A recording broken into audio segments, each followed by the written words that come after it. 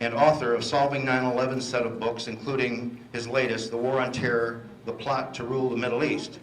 Chris has a history degree from UC Santa Cruz with a focus on Israel and Palestine. He's written extensively on the Middle East, vote fraud, depleted uranium dangers, and the history and geopolitics of the 9/11 terror attacks. Chris joins us tonight as he continues to speak about 9/11 and tours across Europe and America.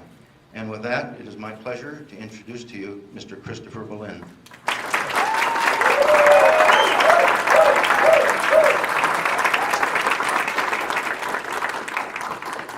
Thank you. Sound is okay?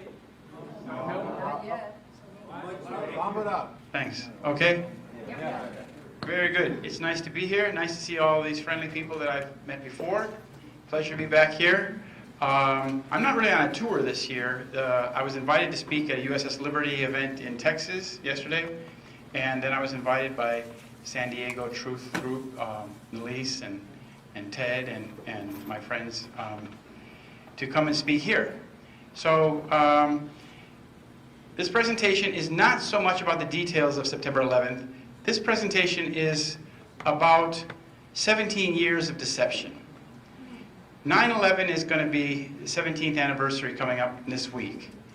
And it's also 17 years of war. For 17 years, this country's been at war. And most people in this country are unaware of what this country, our United States, is doing in Syria, in Iraq, in Lebanon, in Palestine, in Yemen, in Mali, in many countries. So what happened is that 9/11 was done to trick us into war. And if you understand, you need to understand what this war is all about. What is the real strategic plan that the United States, for example, Syria. Right now, the United States is on the verge of war with Russia in Syria. It's heating up quite quickly there. The United States is involved in occupying the eastern third of the country, and Russia and Syria says the Americans have to leave. But the United States says, so why are U.S. troops occupying Syria, a nation where there is no U.S. interest whatsoever? Now, what I'm going to talk about in this presentation is what is the real strategic plan and who this plan serves. This is my previous protest at the Oscars about solving 9/11 ends the war. What that means is when you understand the truth about 9/11, the war is over for you. You will understand that the war is a hoax, is a lie. My background is I was an investigative journalist in Washington, D.C. when 9/11 happened. I have a BA in history. Israel and Palestine was my focus. I've written the Solving 9/11 set of books, and The War on Terror, The Plot to Rule the Middle East. I have a lot of those little books with me left over from Texas, so if you'd like to get a copy of the book, whatever donation you want to give, take a copy home with you. It's a small book. It's very important. I made it to be small and concise because it's a very important message. Americans have to understand what the war on terror is all about. It's not at all about fighting terrorism. It's actually using terrorism to wage war against independent countries. So the Solving 9/11 set of books investigate various aspects of the terror atrocity, and my focus has always been from the beginning, who is behind 9/11 and why was it done? This is the large book, the original articles, contains my articles for the first 12 years I was working as a journalist on 9/11. Now, the war on terror was a policy coup by deception. It was blamed on Muslims in order to initiate the war on terror. Behind the war on terror is a covert plan to redraw the map of the Middle East, Iraq, Syria, to break these countries up into fragments. Understanding the origin of this plan is crucial to comprehending the deception that has changed our world.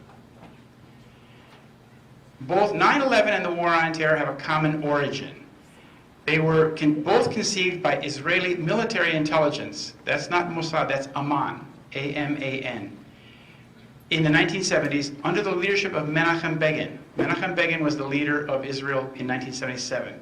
And when Begin came to power, that's when the real old terrorists took power in Israel. Menachem Begin is known as the father of terrorism. This is Menachem Begin. He was born in Russia, came to Palestine in 1942, became the leader of the Irgun in 1944, bombed the King David Hotel in Jerusalem in 1946, committed the Deir Yassin massacre in '48, where they massacred an entire Palestinian village, created the Likud party in 1973, became prime minister in '77, and promptly invaded Lebanon in 1978. This is the emblem of the Irgun. This shows this larger territory called Eretz Israel, the land of Israel. And this is what they aspire to. They aspire to creating a state, the Likudniks, from the river Nile to the river Euphrates, and taking pieces of Syria, Lebanon, Jordan, Saudi Arabia, Iraq along the way. It's interesting to note that although Menachem Begin was the head of the Irgun, which is part of Vladimir Jabotinsky's Zionist movement, Benjamin Netanyahu's father, Bibi Netanyahu's father, Ben-Zion Netanyahu, was the executive director of the new Zionist movement when Jabotinsky died. Jabotinsky is the founder of this radical revisionist Zionism called the New Zionist Organization, founded in New York City. Here's the father of terrorism. This is Menachem Begin and Bibi Netanyahu. And in 1974, a British journalist asked Mr. Begin, how does it feel, in the light of all that's going on, to be the father of terrorism in the Middle East? And Begin said, in the Middle East, he said, in all the world. So he put on himself the mantle of being the father of terrorism in all the world. So 9/11, we need a little bit more light than that. Oh. Okay. Okay. Okay. 9/11 was a false flag terror atrocity designed to instill fear and rage in the American population in order to get public opinion to support the war on terror. The war on terror is a pre-planned Zionist war agenda to be waged under the pretext of fighting terrorism. So starting the war on terror was the reason why 9/11 was done. The war on terror itself is much older. So 9/11 was a policy coup in this country that brought us the global war on terror and a series of these disastrous and costly wars. This is from Iraq. They also call this war on terror, they call it the Long War. This is written by people who support the idea of fighting this war. The war on terror is the longest and most expensive war in U.S. history, yet there is very little public resistance to it and no political debate on ending it. That's partly because there is no awareness in this country of what we've done in Iraq or Syria. For example, last summer we bombed Mosul and Raqqa, two very large cities, one in Syria, one in Iraq, and yet there were no pictures in the newspaper of what we were doing. None. Now this is what President Trump said a few months ago. He said, we have spent $7 trillion, trillion with a capital T, $7 trillion in the Middle East. You know what we have for it? Nothing. Nothing. He's right. And this is from the man who wrote The Art of the Deal. So if this deal is so bad, as he says, we need to reverse this deal. We need to understand it, that this deal is plundering the wealth of this country. How it works is that the war on terror is not just the name of it's not just a clever name.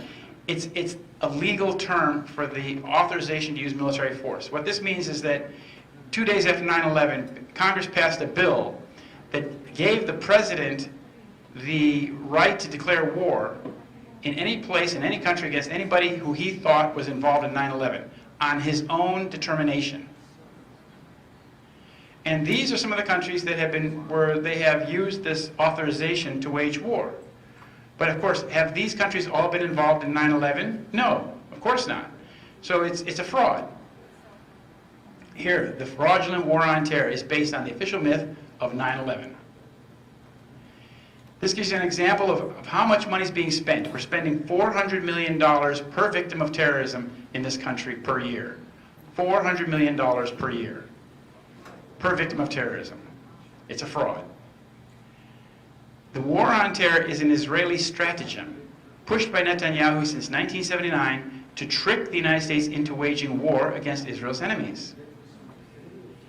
And George Bush, Donald Trump has supported this lie when he re-engaged in Afghanistan. He said in August of last year, he said that 9/11, the worst terrorist attack in our history, was planned and directed from Afghanistan because that country was ruled by a government that gave comfort and shelter to terrorists. So although he said that his instincts were against the war in Syria and Afghanistan, he supports the lie and supports the war. So the war goes on. This is Wesley Clark, who was running for president. He was a former general, a very high-ranking commander of American forces in Europe in the 1990s during the operation in Yugoslavia. And he said, whether you're a Democrat or Republican, if you're an American, you ought to be concerned about the strategy of the United States in this region. What is our aim? What is our purpose? Why are we there? Why are Americans dying in this region? You can ask yourself that question. Why are Americans in Syria? Why are we in Afghanistan? Why are we in Iraq? Why? He said, what happened on September 11th is that we didn't have a strategy. We didn't have bipartisan agreement. We didn't have American understanding of it. And instead we had a policy coup in this country. A coup. A policy coup. Some hard-nosed people took over the direction of American policy, and they never bothered to inform the rest of us. So when he says we didn't have American understanding of it, he's implying that we had some other country interpreting 9/11 for us, which is correct. It was Israel. Here is the Defense Policy Board, three of the principal members of that, Paul Wolfowitz, Dov Zakheim, and Douglas Feith. Some of them are dual nationals. They're sitting at the table with the Israeli military chief of staff, Shaul Mofaz. This is in the Pentagon in January 2002. And what they were discussing is what would be the American response to 9/11. And as Wesley Clark points out, he came across a memo. He was a very high-ranking officer. He was at the Pentagon after 9/11, and he saw Rumsfeld and Wolfowitz. And one of the generals called him in and said, sir, we've made the decision we're going to war with Iraq. This is 10 days after 9/11. He said, we're going to war with Iraq? Why? I don't know, he said. I came back a few weeks later. By that time, we were bombing Afghanistan. I said, are we still going to war with Iraq? He said, sir, it's worse than that. We're going to take out 7 countries in 5 years, starting with Iraq, then Syria, Lebanon, Libya, Somalia, Sudan, and finishing off with Iran. Well, as you can see from that list, 6 of those 7 countries have already been done, and we're threatening to make war with Iran any day. The sanctions and things, the economic sanctions that have been applied to Iran are a form of warfare. Now what's happening here is that what's being applied is something called the Yinon plan, the Israeli plan called Yinon, named after the author Oded Yinon. And this plan is an Israeli plan from a Likud strategist to break up the Arab states, starting with Iraq and Syria, into statelets, into small ethnic statelets. It's often called Balkanization because that's what they did to Yugoslavia.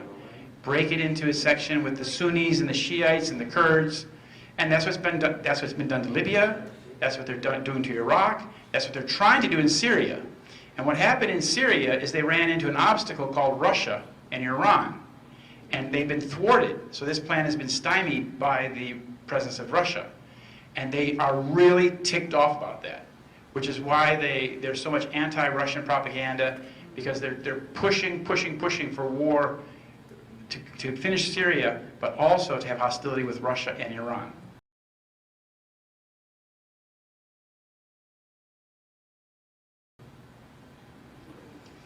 Now this is Hillary Clinton in 2012. Hillary Clinton wrote in an email that the best way to help Israel is to use force in Syria to overthrow the government. This email proves that Obama and Clinton were seeking to overthrow the Syrian government, an elected government, in order to serve Israel. Now this is a photograph from Syria, near Damascus. This is the Palestinian camp. This photograph shows the Yarmouk camp. Now, today it's in ruins. It had a population of over 100,000 people. Today it has 200 left. The Yarmouk camp in Damascus lies in ruins, with hardly a single building that has not been destroyed or damaged. Almost all the Palestinian refugees who were there have now fled. This shows you how this war, in this incident, the Palestinian refugees were being targeted. This is a Palestinian camp. And what happened is ISIS infiltrated the camp. Then the war was waged against ISIS. And who got hurt? The Palestinians. ISIS is like a moving target. Wherever they put ISIS, then they go and attack. The same thing they did to Raqqa and Mosul. This is from Linda Hurd. She's a British expert on the Middle East. And she wrote this, is the United States waging Israel's wars? She said, there's one thing we do know. Oded Yinon's 1982 plan, the Zionist plan for the Middle East, is in large part taking shape. Is this coincidence? Was Yinon a psychic? Perhaps, she says, alternatively, we in the West are victims of a long-held agenda, not of our making and without a doubt not in our interest. So we're spending all this money and fighting all this war and taking the food off American tables to fight a war for somebody else? What's going on here? This is the plan. The Israeli plan is to conquer this area between Iraq and Egypt and call it Eretz Israel. This is the plan of the Likud. The Likud doesn't hide this. This is what Irgun wanted to do. This is what Netanyahu wants to do. They aspire to this. This is part of their megalomaniac plan. And in order to do this, they foment strife between the various ethnic groups in these countries. And that's easy to do because there's Sunnis and Shiites and Christians and Jews and Kurds. So what they've done is that they increase the tension by doing things like car bombs and assassinations in order to get these groups to fight each other. And it says, this is from the Yinon plan. The dissolution of Syria and Iraq is Israel's primary target on the Eastern Front. The dissolution of the military power of these states serves as the primary short-term target. That's exactly what the United States has been doing for the last 17 years.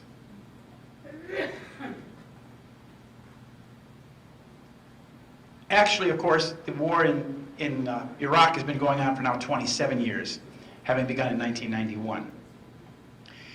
And what the United States has also been involved in is supporting the Kurds in the north, so that they've tried to break away the Kurdish regions of these countries into separate countries called Kurdistan.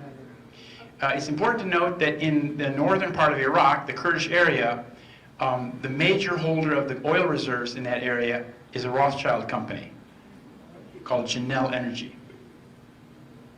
Now this is what was going on last summer. This is in Mosul, Iraq. It's, I think, the second largest city in the country.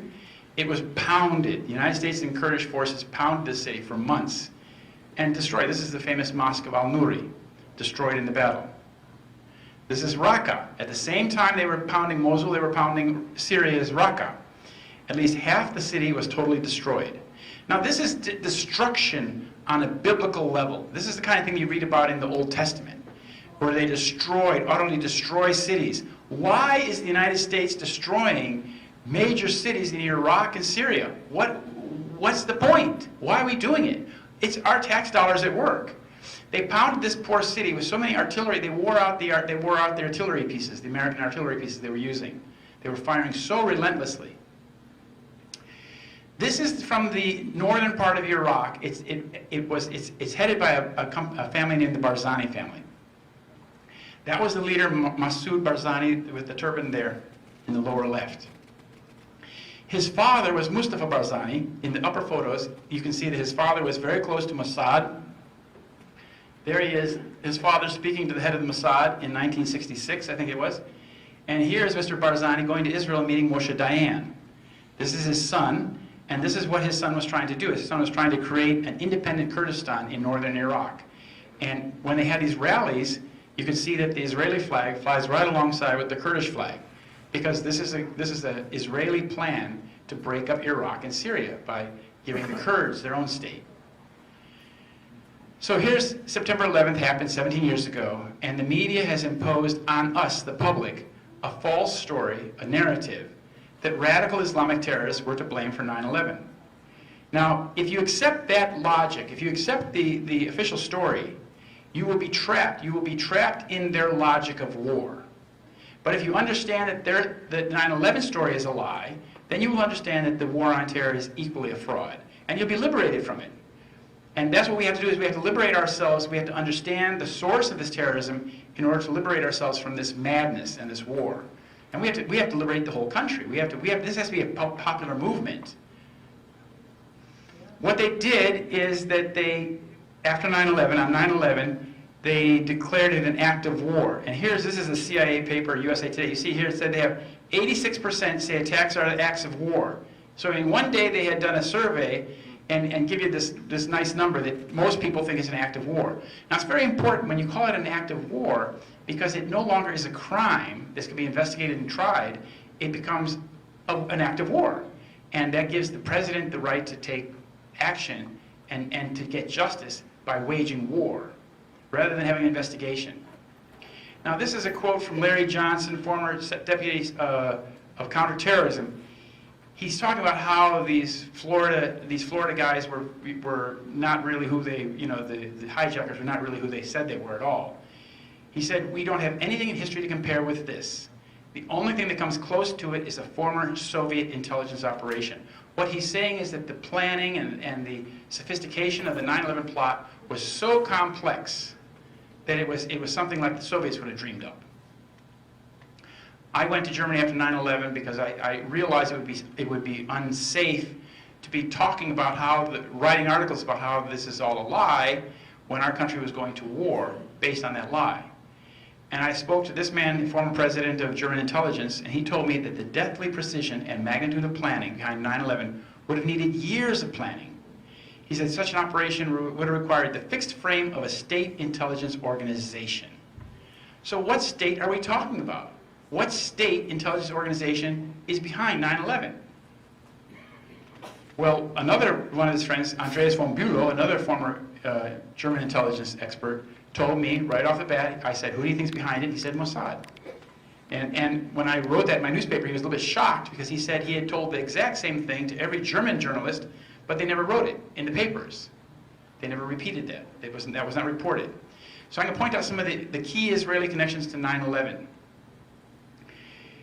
When Israel was being created in the 1940s, the U.S. Joint Chiefs of Staff did 13 papers to determine what would be the U.S. policy regarding the new state of Israel.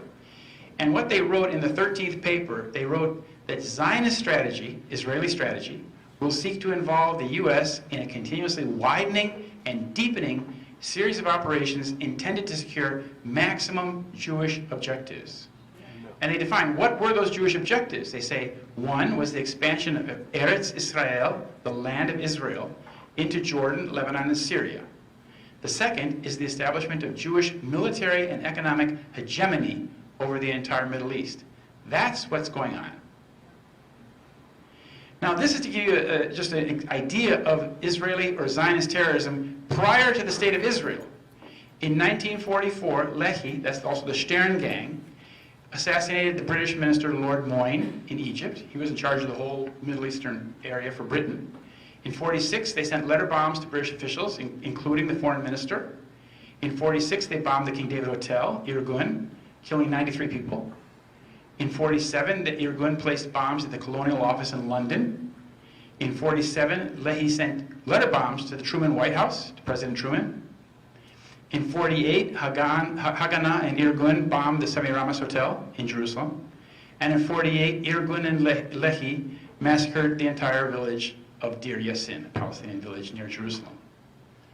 That's just what they did before. That's just a very short list. There's many more things. And this is the Jewish terrorists. When the Jewish terrorists bombed the King David Hotel, it was done by this man, Menachem Begin. He was in charge of the operation. And they blew up the hotel because that was the offices of the British intelligence, or the British headquarters for the military mandate of Palestine. Killed 93 people.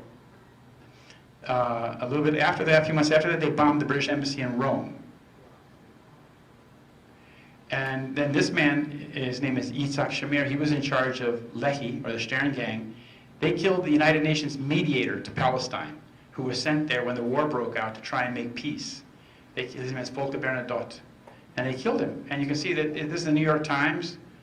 They say the Stern Group is blamed.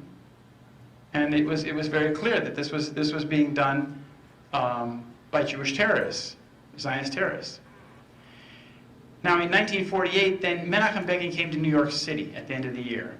And Einstein lived in New York, Albert Einstein, and he and 26 Jewish intellectuals wrote a letter to the New York Times protesting Menachem Begin. And one of the key parts of that letter said that the public avowals of Begin's party, the Irgun, what became the Likud, are no guide whatsoever to its actual character. Today they speak of freedom, democracy, and anti-imperialism, whereas until recently they openly preached the doctrine of the fascist state. It is in its actions that the terrorist party betrays its real character. From its past actions, we can judge what it may be expected to do in the future. That's exactly right. When Begin came to power in 1977, he began employing once again his tactic of terrorism. 77, they came to power. These are three of the triumvirate. That's Begin and Ariel Sharon and Yitzhak Shamir. Now it's interesting that there's a book by an Israeli called Rise and Kill First that's a bestseller in the New York Times. And in that book it reveals that this man, Chief of Staff Raphael Eitan, from 1979 to 1983, when Menachem Begin took power, this man ran a terrorist organization in Lebanon called the Front for the Liberation of Lebanon from Foreigners, in which they used car bombs and truck bombs to foment strife and war. They wanted to give a reason for Israel to get to war with the Palestinians in Lebanon and for the factions in Lebanon to fight each other. This is exactly what they did in Lebanon for those years and what they did in Iraq until recently. Car bombs in between Sunnis and Shiites and Kurds so that you get groups fighting each other. It's an Israeli specialty. This is the book. This is a little extract from the book. The aim was to create chaos amongst the Palestinians and Syrians in Lebanon without leaving an Israeli fingerprint, to give them the feeling they were constantly under attack and to instill them with a sense of insecurity. Now that's what they did in Lebanon for 4 years, that's what they did in Iraq for 10 years, that's what they're doing to this country since 2001. Look at what happened after 2001. Remember the bombs in Bali. After 9/11, we had bombs in Bali, bombs in Madrid, bombs in London, bombs in everywhere. And that was they took their scare tactics and went global with it. And that's what they want to do with us. They want us to be in fear. That's what the terrorism is all about, is to make us afraid to allow them to do what they want to do with their wars. And, you know, in the final year of their little operation in Lebanon, they destroyed the Marine barracks in Beirut, killing 241 Marines. And there was one truck bomb Sunday morning, very early, came in and drove in and blew up the barracks. And Caspar Weinberger, who was defense minister at the time, Secretary of Defense, said there was no knowledge, America has no knowledge who did the bombing. It was blamed on some little group called Islamic Jihad, which had no history, no past, no return address. You know, I surmise that this was another operation done by the Mossad. And the basis of that is that Viktor Ostrovsky, in his book, By Way of Deception, he's an Israeli Mossadnik from Canada, he said that Mossad knew the specific time and location of the bombing, but only gave the United States general information which was worthless. So Americans paid with their lives. And here are the Israeli terrorists of the 1950s. They're pretty famous men. This is Shimon Peres, and that's Moshe Dayan, and this is Pinhas Lavon. This photograph was taken just a few months after they were caught putting bombs in American and British buildings in Cairo. And this was another false flag operation. Going back to the 1950s, they wanted to bomb American libraries and films and theaters and what have you in order to turn the American government and the American people against the Arabs, specifically against Egypt. And here's Shimon Peres. Just after he did this, the prime minister of the country at the time was shocked. And he said that Shimon Peres shares the same ideology as Pinhas Lavon. He wants to frighten the West into supporting Israel's aims. This is the name of the game. This is what we still are at today. Shimon Peres was the foreign minister of Israel when 9/11 happened. They want to scare the American people into accepting the Israeli logic of war, so that we will then fight Israel's enemies because we're so frightened of them. Now, this is what we were speaking about yesterday in Texas. This is the attack on the USS Liberty. It happened in 1967 during the Six-Day War on June 8th. And Israel mercilessly attacked this ship, killing 34 Americans, pounded the ship. And the communications between the pilots and the ground control went something like this at the crucial moment. They said, identify the ship. And the pilot said, it's American, it's American. Then the command came from, and the Americans picked up as if it was really a Libyan message. Oh, Libya's saying congratulations on the job well done. And they tricked the Americans into thinking, ha, Libya did it, see? And Ronald Reagan went and bombed. So that's just an idea of some of the deception, how Israel operates to get us to attack their enemies. The war on terror, the evolution of an Israeli stratagem. A stratagem is a trick, a device to trick a nation, to trick people.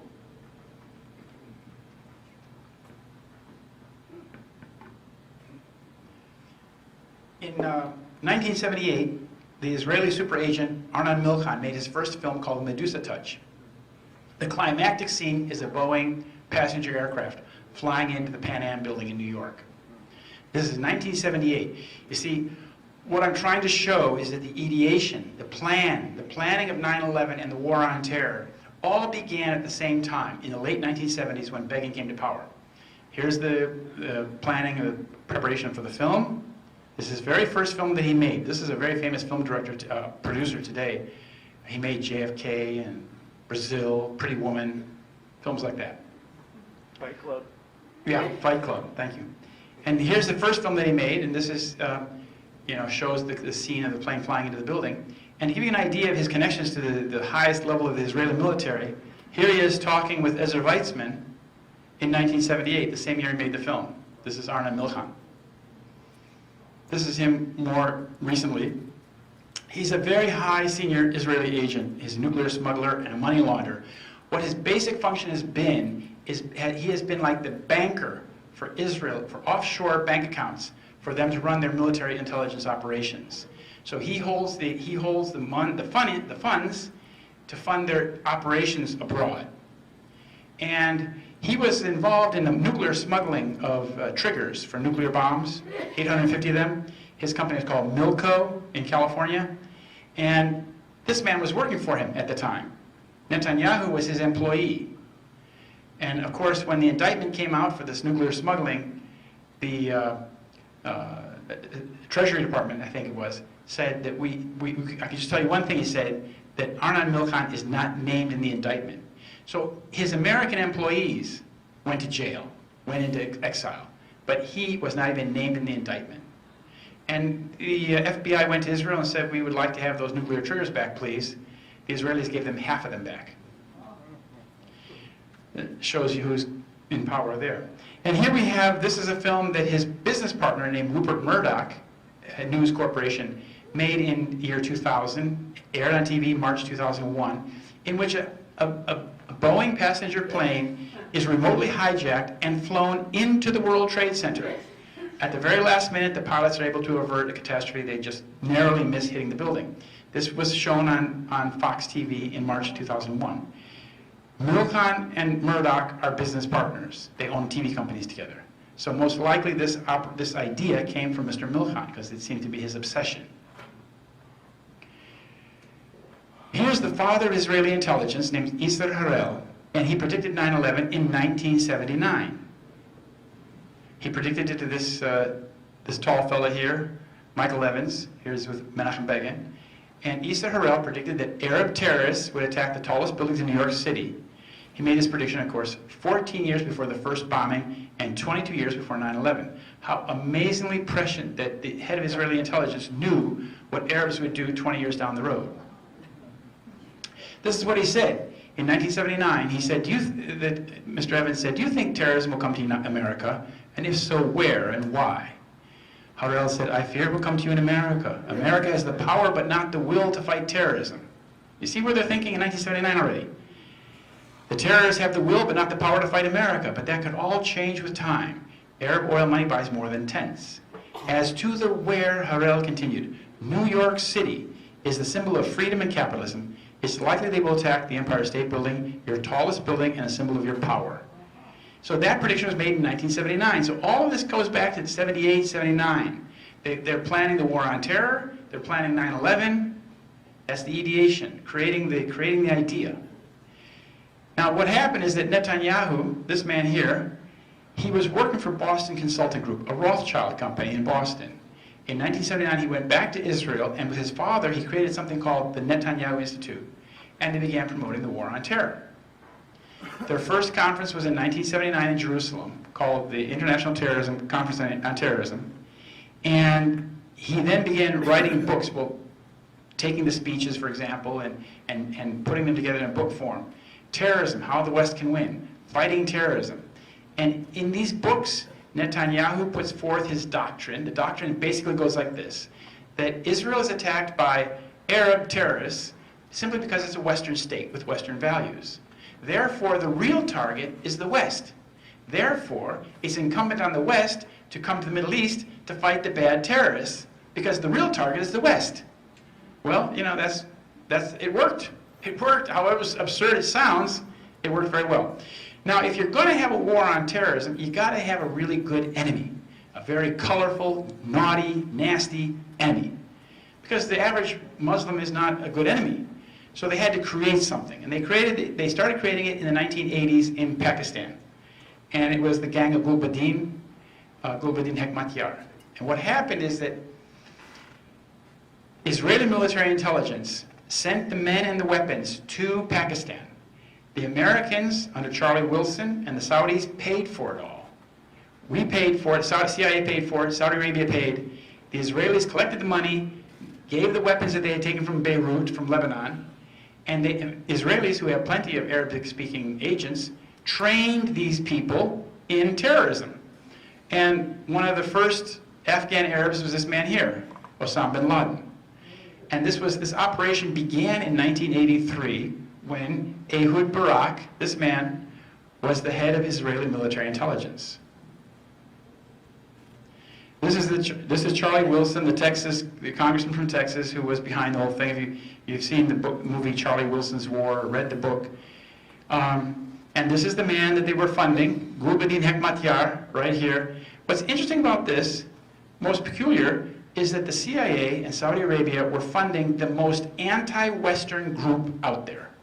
Not only that, this Gulbuddin Hekmatyar's group never had a successful battle with the Russians, and they were always stirring up dissent with other groups. But most importantly, they were anti-Western. Now, why would the CIA and the Saudi Arabia be funding an anti-Western group? Because they were creating the foe for the coming war. And how it was being done with this man, the head of the Mossad in Washington. His name is Zvi Rafia. He was managing Charlie Wilson. They were close friends, and he was like Charlie Wilson's mentor. And Rafia used Charlie Wilson's office as if it were his own. Here you see a quote from the book, Charlie Wilson's War. He said one of the staffers kept a list of people he needed to lobby. He would use the phones, give projects to the staff, and call on Charlie to intervene whenever he needed him. So this Israeli station chief from Mossad is using a congressman's office as if it were his own. And this is the first trainer for bin Laden. This is bin Laden's first trainer. His name is Ali Mohammed. What's interesting about this man is Ali Mohammed is a fluent Hebrew-speaking double agent. He's supposedly Egyptian, but he speaks fluent Hebrew. Well, where did he learn that? Well, he's one of these double agents, and he trained Osama bin Laden. He trained the guys that shot Rabbi Kahane. He was involved in setting up the operation in Egypt, or in East Africa, where they blew up the embassies. He was involved in all this stuff. What was eventually happened, he was finally caught, and he was put in a federal penitentiary, where he vanished from without a trace. And the people that he created, the gang that he created, is these guys. And in 1994, they became Al-Qaeda, and the ones that spoke Pashtun, the Afghans, became Taliban. So these were all the men that had been trained in terrorism and technology by the Israeli military intelligence. Then in 1987, Israeli Mossad tried to get security contract for the World Trade Center. And they sent this man to get it, the former head of Shin Bet, Avraham Shalom. And the company was called Atwell Security of Tel Aviv, and they got the contract from the Port Authority. It was a terrorism contract, a terrorism security contract for the World Trade Center. And what happened, though, is that the Port Authority discovered that Mr. Shalom Ben-Dor was using a fake name. They often Israelis use different names than they have. And they found that he was guilty of murder back in Israel, of killing a couple Palestinians with rocks, crushing their heads, and having approved of that operation. And the Port Authority tore up the contract. But had that contract not been torn up by the Port Authority, 9/11 would have happened in 1980s or so, which would have put us at a big disadvantage because we didn't have the internet. We only would have read about it in New York Times and Time Magazine, and we would be clueless about what really happened.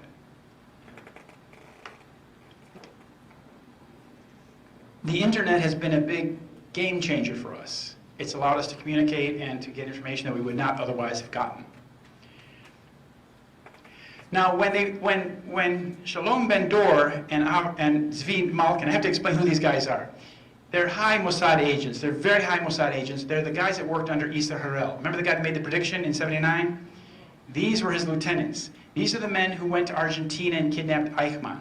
These are the men who were involved in smuggling plutonium from Pennsylvania to Israel for the nuclear bombs.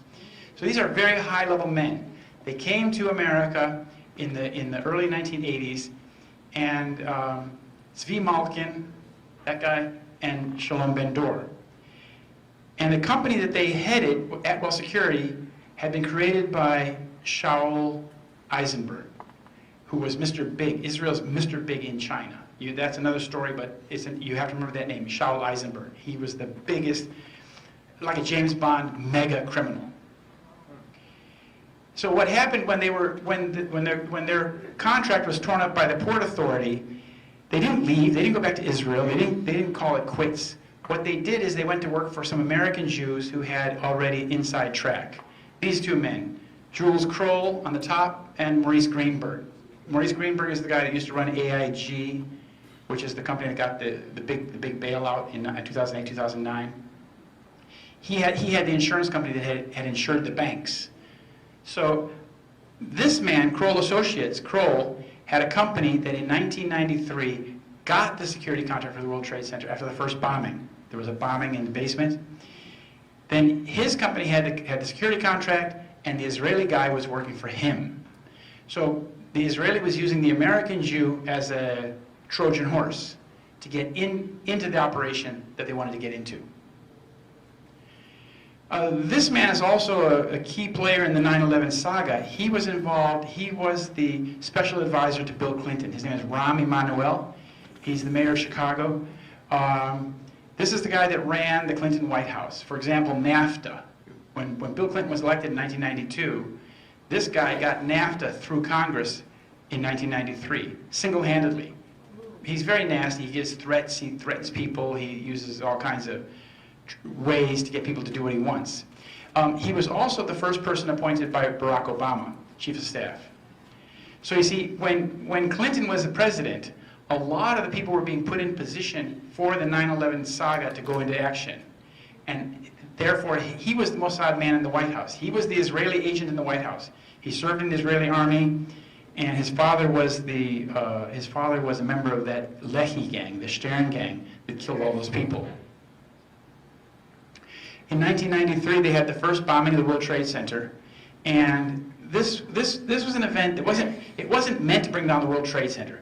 Whoever made that bomb, the FBI supposedly is the one that made it active, was not meant to bring down the towers. It was meant to impress on the American people that Arabs want to bring down the World Trade Center. So that when a few years later, 10 years later, when the 9/11 happened, people would automatically think, oh, the Arabs did it, of course. Haven't you seen the movies? They made good on their promises, on their threats. Now, this crime was prosecuted by Michael Chertoff, who's an Israeli citizen, who was also the person who was responsible for prosecuting 9/11. He was, at that time, in 1993, he was the U.S. Attorney for New Jersey. And his fellow Zionist judge named Michael Mukasey presided over the case of the blind sheikh. This was the bombing. I think 6 people were killed. It happened in February 1993. Now, what happened, this is very interesting. This was all written in the New York Times, that the FBI was paying this man, an Egyptian colonel, Ahmad Salem, he was paid $1 million for his testimony. What he did was basically snooker or corral people like the blind sheikh into positions where they were indictable. They said something, they were someplace, they appeared guilty. And so that this was like a sting operation. And the stinger was this Egyptian guy. And this man went to jail for like 5,000 years, the blind sheikh, while this guy got $1 million payout from the FBI and went into the witness protection program, never to be seen again. Now, in 1997, 1998, Philip Zelikow ran something called the Catastrophic Terrorism Study Group, in which they imagined a transforming event which would change America. And this was in Foreign Affairs magazine. You can see that it's Philip Zelikow, John Deutsch, and Ashton Carter. And they were imagining the transforming event that would basically change this nation. They were talking about 9/11. And the men that wrote this, along Philip Zelikow is the man who wound up being the executive director of the 9/11 Commission report. The other two are Ashton Carter here and John Deutsch. And this photograph was taken at the time that they were working on this paper, and they were working for a company called Global Technology Partners, which is an exclusive affiliate of Rothschild North America. So you see, what I'm trying to show you with some of these slides is that the Rothschilds, these big bankers, are always one step removed from the actual crime or from the actual plotting of the crime. But they're in every place you find their footprints. So then these Zionist neocons called for a new Pearl Harbor in order to change the American military policy.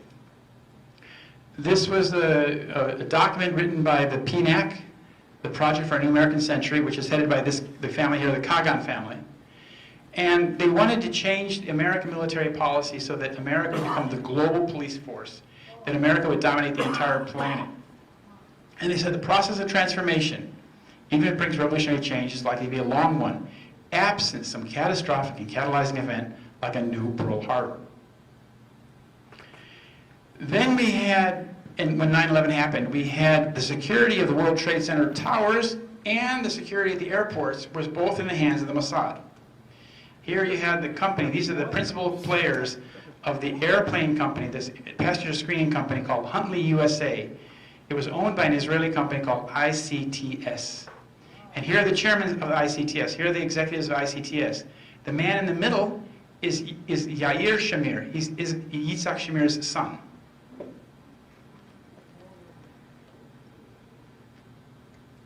If any of you remember having seen Yitzhak Shamir, he's a small, very thuggish man, speaks very brutally. He was a murderer. He murdered lots of people. And he got his son to head this company. And these other two guys are Rothschild agents, this is Kuckerman and Boaz Harel. Their company oversaw all passenger screening on 9/11 for those airports involved. So the question was, if these guys got on the plane, how did they get on the plane? Were they on the plane? Well, this is all part of the deception. 15 of these 19 hijackers lived in Florida, where duplicate licenses had been issued for at least 6 of them. Others had reported lost passports. What you're dealing with here is you're dealing with a situation where somebody's identity has been stolen using duplicate documents. And these duplicate documents are used to create a false history.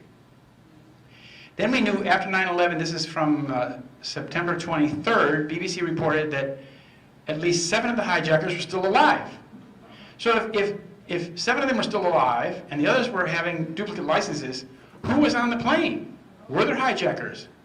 Were there any? If there were actually hijackers, why did not a single pilot get a chance to push the 7500 warning that we've been hijacked? Not a single one of the planes sent out the signal that takes 1 second to send, we're being hijacked.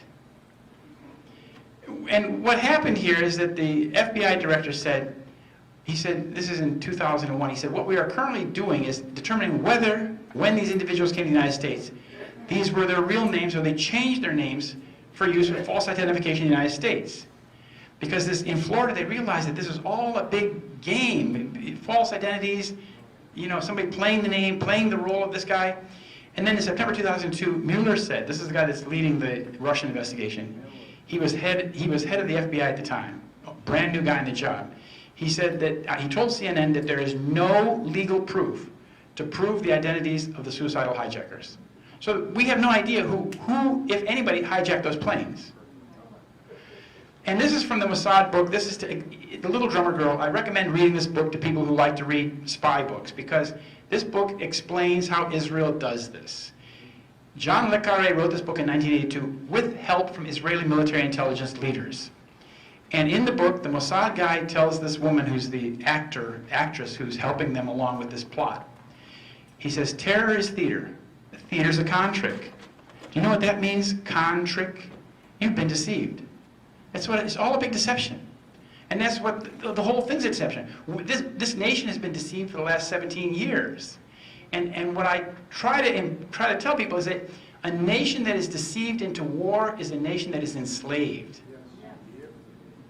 So in July 2001, the Zionists, again, the Israeli faction, got the lease for the World Trade Center.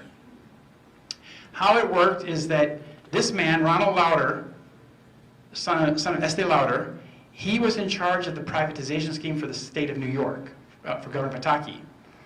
He also has a school in Israel at the Mossad University IDC in Herzliya, where this Israeli general, Daniel Rothschild, heads the Institute for Policy and Strategy. So these two men have a great deal to do together back in Israel, and Rothschild probably told him, well, you make sure that we privatize those World Trade Centers and make sure they go to Larry Silverstein. That's what happened. Larry Silverstein did not have the money to take the World Trade Center to run it. He was lent the money to take over the buildings by some of his partners at GMAC, who went bankrupt in 2008. And what happened is that the executive director of the Port Authority, this man, Louis Eisenberg, and this man, Larry Silverstein, they're partners in the Zionist organization called the UJA Federation. Silverstein was the chairman, Eisenberg was on the planning board. And he oversaw the negotiations that brought the World Trade Center to him. So they wanted to get their guy in possession. In order for the operation to go ahead, they had to control the entire property. Now, Silverstein is also a very close friend of Netanyahu, kind of like Donald Trump. But these two guys were speaking on the phone every Sunday afternoon for years prior to 9/11. What, pray tell, were they talking about every Sunday afternoon? And this is July 24th, 2001, when Larry Silverstein got the keys to the front door, figuratively. And he said, I am proud to assume the stewardship of the World Trade Center, one of New York City's finest, greatest jewels. And 5 weeks later, this is what was left of those jewels. Nothing but dust and steel. Now, another strange thing is that this man, Ehud Olmert, the Deputy Prime Minister of the State of Israel, this guy, and Mayor of Jerusalem, was in New York City on September 10th and September 11th. But what's peculiar about his visit to New York City on September 10th and September 11th is that it was kept secret.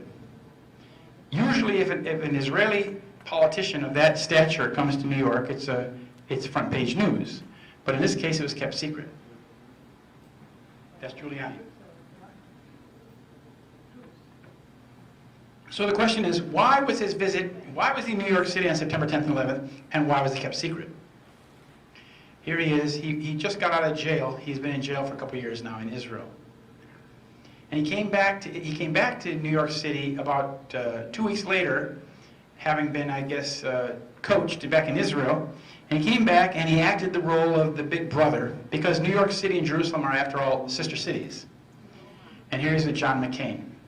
But he was in New York City on September 10th and 11th. Why was his visit kept secret? That's the question. And on September 11th, as we now know, on the afternoon, when all the planes were grounded in this country, one 747 LL took off from New York City. A full Boeing 747 took off from JFK to Israel, to Tel Aviv, on September 11th.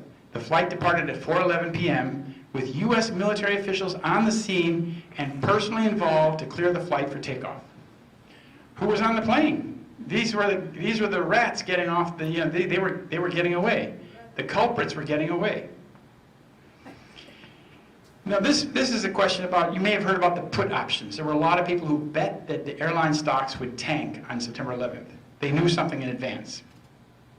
And all of those, as the 9/11 Commission report said about this, they said that a single U.S. institutional investor with no conceivable ties to Al-Qaeda purchased 95% of the United Airlines puts.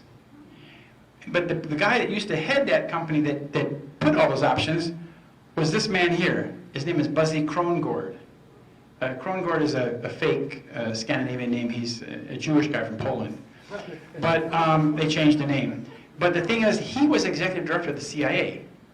So when people talk about what was the CIA's involvement in 9/11, you have to understand that within a company or organization like the CIA, you have factions.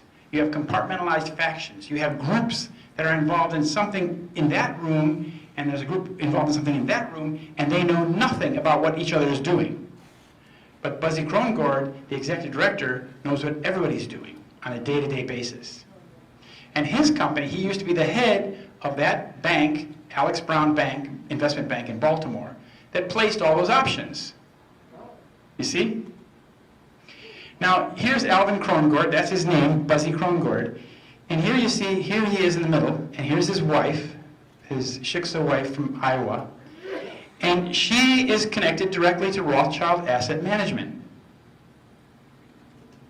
And they live in a huge, this is their palatial estate outside of Baltimore.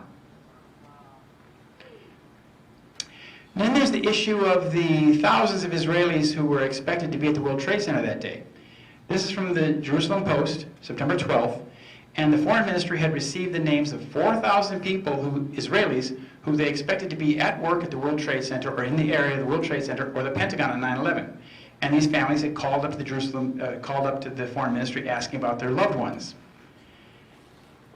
Only 4 Israelis died on 9/11, and so there was a warning that was given to them. And that warning went out on something called Odigo. And this is another article from the Israeli paper Haaretz about how Odigo people who had this instant messaging service, an Israeli messaging service, got messages on their cell phone or on their email or whatever platform that they had, telling them not to go to the World Trade Center that day, that something terrible was going to happen. And the prediction was precise to the minute, that at 8:45 on 9/11, something terrible was going to happen, and avoid going there. So it appears that those 4,000 Israelis who avoided disaster that day got the memo. These are the 5 dancing Israelis. This is one of the first indications. I wrote my first article about these guys because on September 11th, I was in New York City early in the morning. We couldn't go to Washington. We had to drive back to Chicago. And I was in Pennsylvania listening about noon on the radio. And they said, Ted Koppel came on and said that 5 Middle Eastern men were seen photographing and celebrating the attack on the World Trade Center. I told my wife they could be Israelis. And it turned out, lo and behold, they were Israelis. And it was reported in the local paper in New Jersey called the Bergen Record. And these are the 5 men. These 2 are Mossad agents, the Kurtzberg brothers, and these 3 are like their operatives, minions. These 3 appeared on TV in Israel and talked about what they did. And this guy, Oded Elner, he said that our purpose was to document the event. Now, their purpose included that they were on the scene, parked in the parking lot on the Jersey side, with their cameras already prepared to take pictures when the first building hit, when the first plane hit the building. The first plane. So they were clued in. They knew it was going to happen. And they worked for a fake moving company called Urban Moving Systems in Weehawken, New Jersey, which the Forward newspaper, a Jewish paper in New York, reported in March of 2002 was a Mossad front operation. It was a front. Its whole purpose was to facilitate the 9/11 operation. This is the head of the company. He fled to Israel. His name is Dominic Suter. And this is one of their trucks. This is one of their moving trucks. And you can see it's been decorated. This is on 9/11. The truck's been decorated with the plane flying into the World Trade Center. I mean, what chutzpah, eh? In your face, America.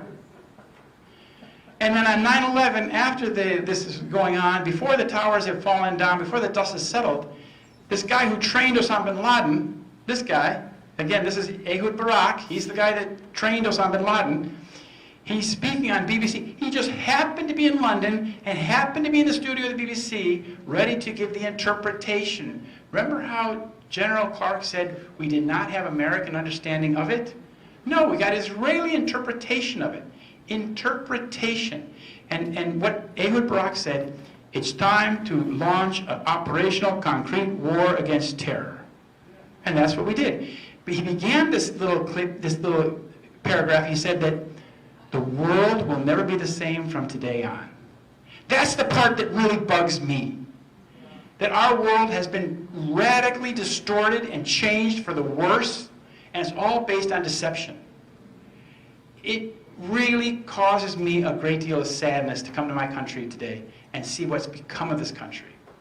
To see that this country is woefully, woefully deceived into war and clueless and apathetic about what we're doing. We're destroying nations in the Middle East willy-nilly, like some biblical barbarians. And the American people don't even know it. And if they do find out about it, they really don't care. They're living in la-la land. We can't go on like this. On 9/11, Benjamin Netanyahu praised the attacks because they kick-started his war on terror. Israel's war on terror. We are being dragged around the Middle East like a bull with a ring in its nose. He said on 9/11, it's very good. He told us in the New York Times, he said, it's very good. He's talking about the destruction of the World Trade Center. He said, well, it's not very good, but it'll generate immediate sympathy. He said that to the New York Times, James Bennett. He was asked, how will 9/11 affect Israeli-American relations? And he said, it's very good. He was gleeful. He was joyful about what happened.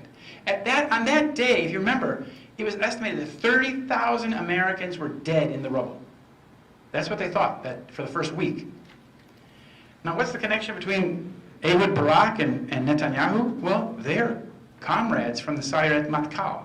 Sayeret Matkal is a covert commando force which serves directly under the Israeli Chief of Staff. And Barak was his commander. So you see, they're sharing a little secret here.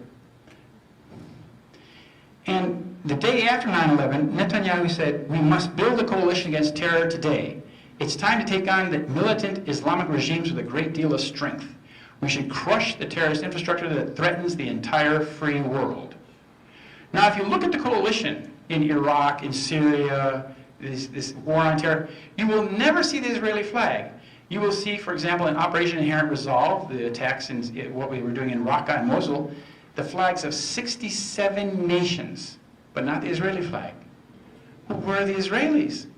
Well, the Israelis are kept out of the picture. But just this week, if you watch the news, if you read the news about Syria, you will see that Israel has admitted to bombing Syria 200 times in the last 2 years. They said, we're not playing any role in this war, but they bombed the country 200 times. And then it came out also in Haaretz newspaper a couple days ago that Israel has been supporting and funding and arming 12 of the rebel groups that were fighting against the Syrian government of Assad. 12 of them. They've been paying these people $5,000 a piece. Some of them only getting $75 a month. But it's all been an Israeli operation. And this is a quote from Mr. Netanyahu as well.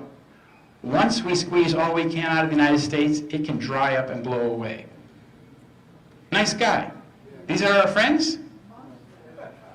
And now, who would say that 9/11 was a good thing except somebody who saw some benefit?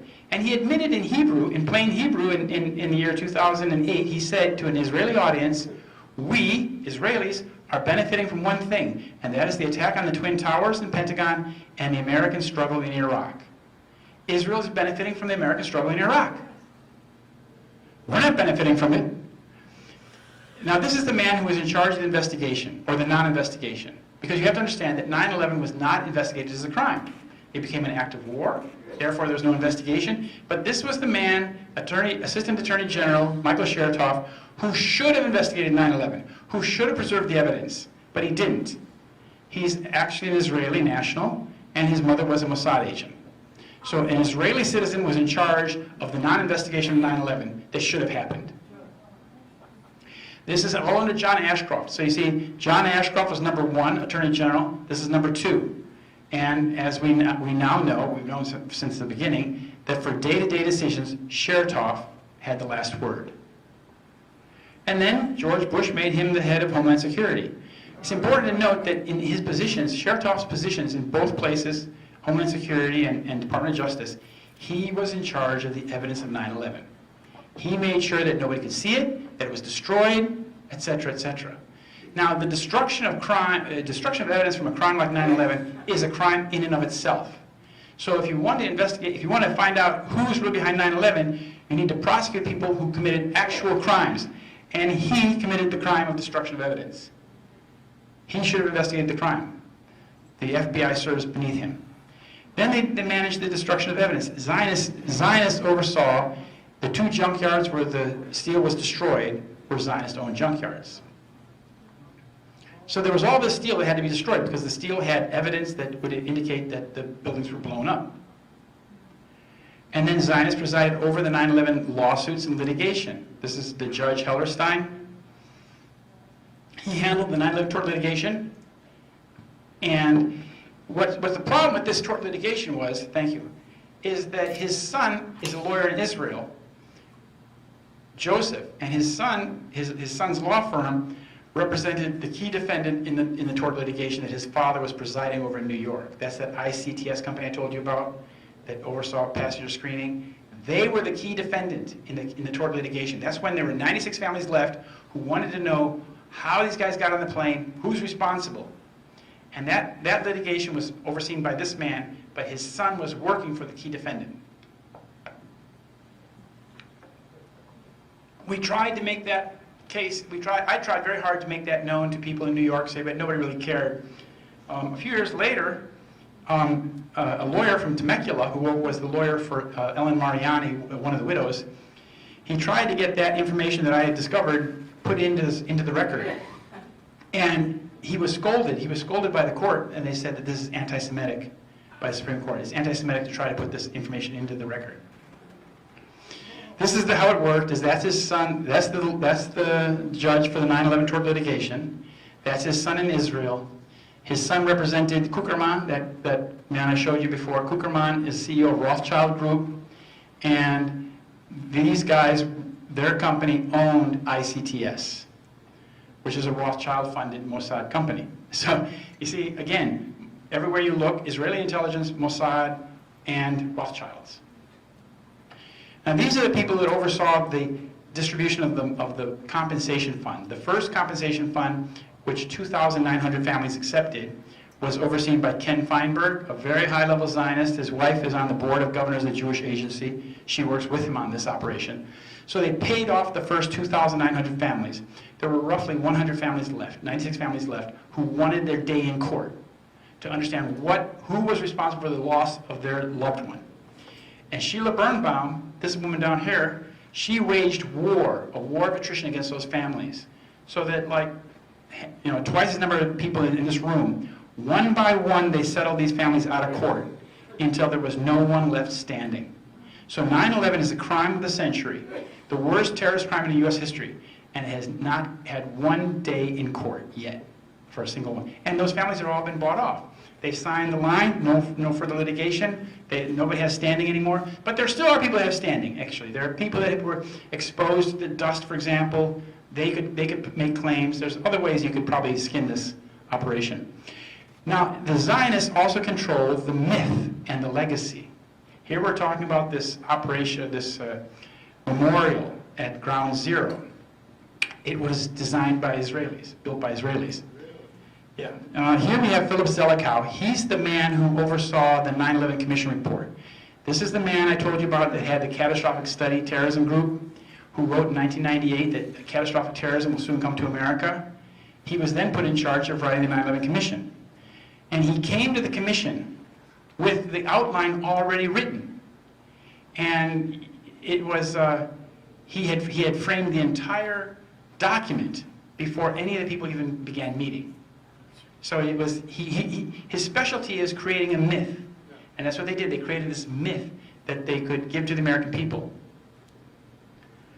But the people that were on the commission, like John Farmer here, said that he was a senior counsel. He said, but the government and military officials told Congress, the commission, the media, and the public about who knew what when was almost entirely and inexplicably untrue. So the commission report is not worth the paper it's written on.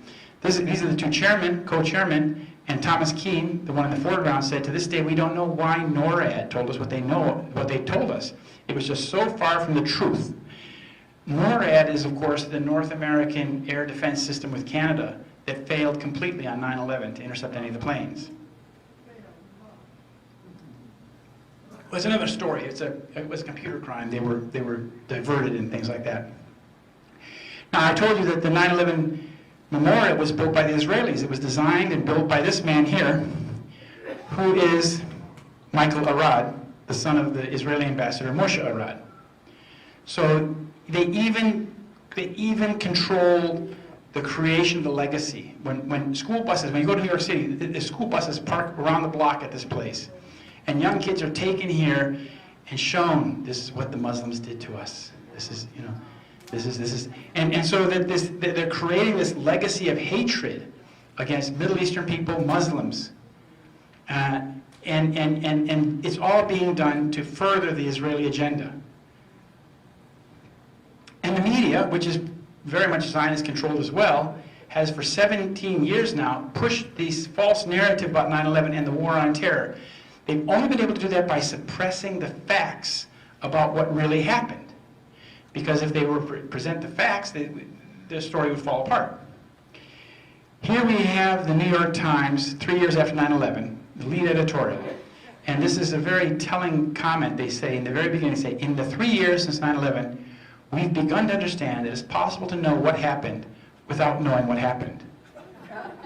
Now, this is the attitude that the biggest paper in New York City takes about 9/11 truth.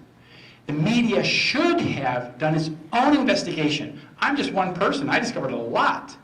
But if the New York Times and the media had done an investigation, they would have discovered so much more. But they couldn't do that. Their hands were tied. They're tied by their owners. So here's our political predicament in a nutshell. If the government and media are lying to us about 9/11, it means that they are controlled by the same people who carried out 9/11. That our media and our government are controlled by the people who carried out 9/11. That's a very serious state of affairs. But that's where the logic tells us where we are. Now, this is the conclusion here. I'm going to show you the 6 crucial elements of Zionist control of 9/11. This is the hexagram symbol. A lot of people associate this with Judaism, but this is actually the Zionist symbol. A Zionist symbol, not a Jewish symbol. First point, law enforcement. The Zionist controlled law enforcement. Michael Chertoff was in charge of the investigation, the non-investigation, and destruction of evidence.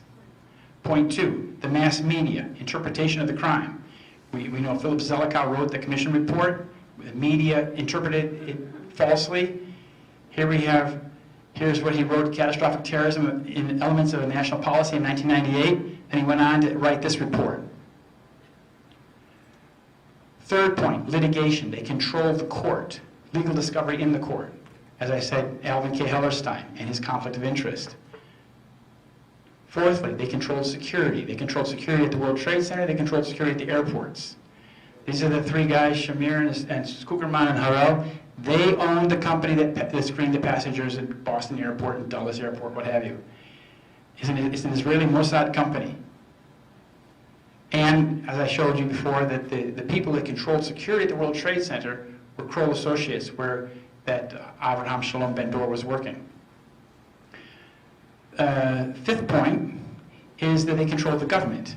At the time, George Bush, you have all of these people who are advisors, second and third place advisors. Here, for example, Condoleezza Rice, Secretary of State, her advisor was Philip Zelikow, legal counsel. And this was the advisor to Cheney, and these are the advisors to the Pentagon. And the final point is that they controlled the military.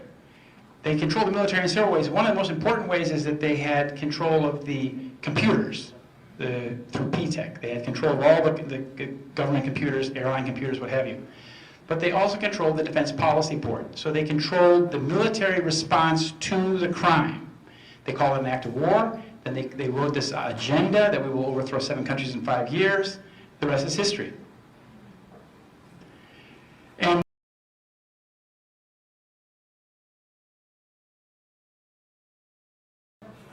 And here I'm at the very end now. This is written by a man named Dr. Alan Sabrowski, who was at the United States Army War College, Director of Studies. He wrote the introduction for my book, the little book on the war on terror. And he said the evidential trail for 9/11 and the wars in Afghanistan and Iraq runs from PMAC, AIPAC, and their cohorts through the mostly Jewish neocons in the Bush administration and back to the Israeli government. None of the denials and political machinations can alter that essential reality. And this is the end. This is a picture of me the last February at the Oscars. And, you know, I had to sign with my friends Mike Chicky and Ann. 9/11 Truth is the peace movement. Because what I'm trying to explain or show to the people at the Oscars is that we have to understand that the truth of 9/11 will bring us peace. Because when you understand the truth of 9/11, the logic of war evaporates. So thank you very much. The only way to defeat deception is to increase awareness of the truth.